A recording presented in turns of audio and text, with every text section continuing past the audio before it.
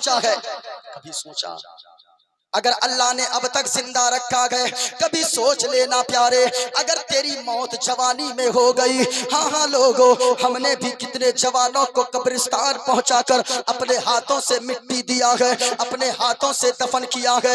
आपने भी कितने नौजवानों को दफन किया होगा।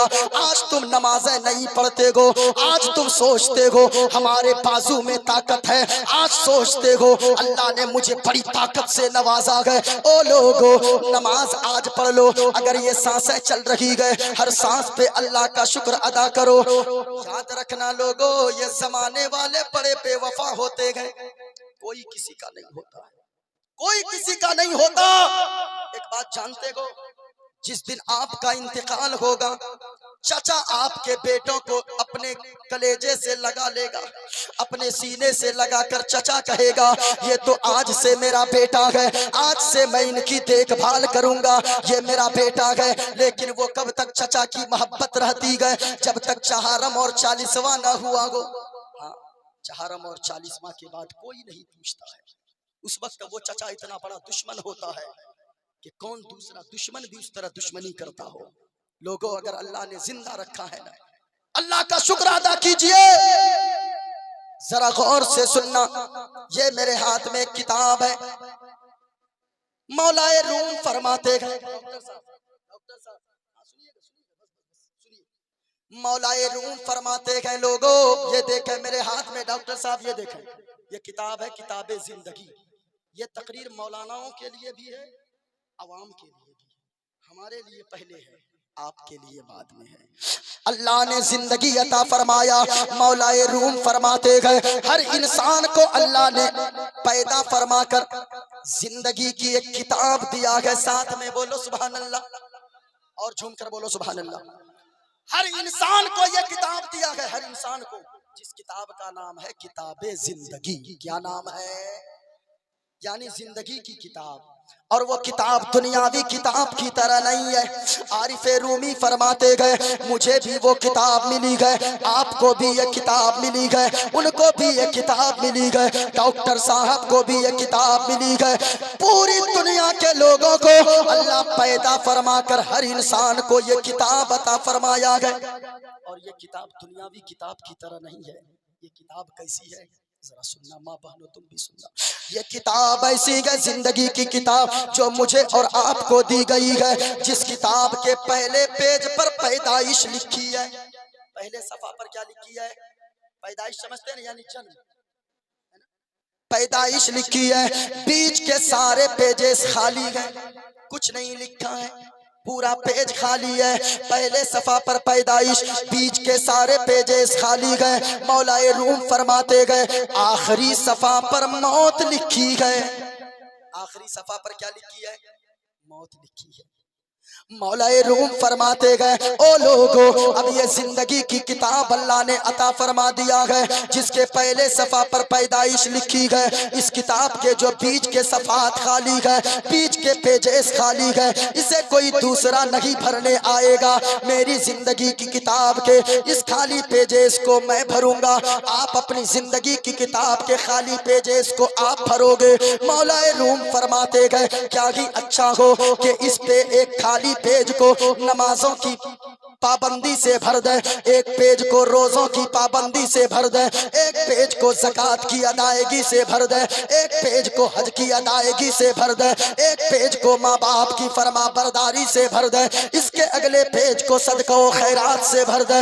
इस जिंदगी की किताब के अगले पेज को आप ज़कात और फितरा अदा करने से भर दे। तो याद रखना लोगों, जिंदगी की किताब के सफ़ात पलटते जाएंगे, आखिरकार वो सफ़ा आ जाएगा जिस पे मौत लिखी है, फिर ये जिंदगी की किताब बंद हो जाएगी। मौलाए रूम फरमाते गए अगर आपने जिंदगी की इस किताब को इस तरीके से पुर किया है, नमाजों से, रोजों से, हज से, ज़कात से, माँ बाप की फरमा बरदारी से, वलियों की मोहब्बत से, अपने माँ बाप की फरमा बरदारी से, खिदमत से, अगर ऐसे जिंदगी की इस किताब को आपने पुर किया है, याद रखना जब मर जाएंगे जिंदगी की किताब बंद हो जाएगी। होगी। आप वो खुश नसीब होंगे जब जनाजा उठेगा सारे लोग आंसू बहाते हुए जाएंगे, आप वो होंगे जो मुस्कुराते मुस्कुराते जाएंगे दुनिया से। हाँ लोगों, नमाज पढ़ो, इस जिंदगी की किताब को नमाज से पुर करो। आज नमाज के लिए फुर्सत नहीं है। अल्लाह की कसम कहता हूँ इस स्टेज से, अगर कोई शख्स जिंदगी भर जलसे में नहीं गया, अल्लाह कयामत के दिन ये नहीं पूछेगा तू जलसे में क्यों नहीं गया, लेकिन अल्लाह कयामत के दिन सबसे पहले पूछेगा कि तूने नमाजें क्यों नहीं पढ़ी है। लोगों, कम से कम शुक्र तो अल्लाह का अदा करिए, नमाज पढ़िए। अल्लाह ने अब तक जिंदा रखा है। कभी आपने सोचा अगर जवानी की मौत अल्लाह दे दे, कितने लोग रोजाना मरते हैं, लेकिन अल्लाह ने अब तक जिंदा रखा है। अल्लाह का शुक्र अदा कीजिए। इमाम गजाली एक बीमार शख्स को देखने गए। जब वहां पहुंचे वो बीमार ज़ारो कतार रोने लगा। इतना रोया, आगे दाढ़ी भीग गई, आगे का कपड़ा भीग गया। इमाम गजाली ने फरमाया, ओ नौजवान ये बता तू रोता क्यों है? सुनना प्यारा, रोता क्यों है? कहा इमाम गजाली मुझे डॉक्टरों ने कह दिया है मैं लाइलाज बीमारी में मुब्तला हूँ। 1 महीने का मैं मेहमान हूँ, 1 महीने के बाद मेरा इंतकाल हो जाएगा, मैं मर जाऊंगा। मैं वो बदनसीब बाप हूँ जो जीते जी अपने बच्चों को यतीम होता हुआ देख रहा हूँ, इसलिए मैं रो रहा हूँ।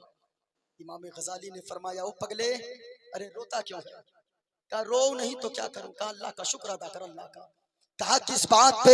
इमाम गजाली ने फरमाया, सुनो सुनो, इस बात पर अल्लाह का शुक्र अदा कर। कितने लोग अचानक इस दुनिया से चले गए, पता नहीं कलमा तक नसीब हुआ या नहीं। अचानक वो ट्रक के नीचे आया, अचानक वो बस के नीचे आया, अचानक मौत हो गई, पता नहीं तौबा तक नसीब हुई या नहीं। लेकिन तू तो खुश नसीब है, अल्लाह ने कम से कम 1 महीना तौबा करने की मोहलत तो अता फरमा दिया है।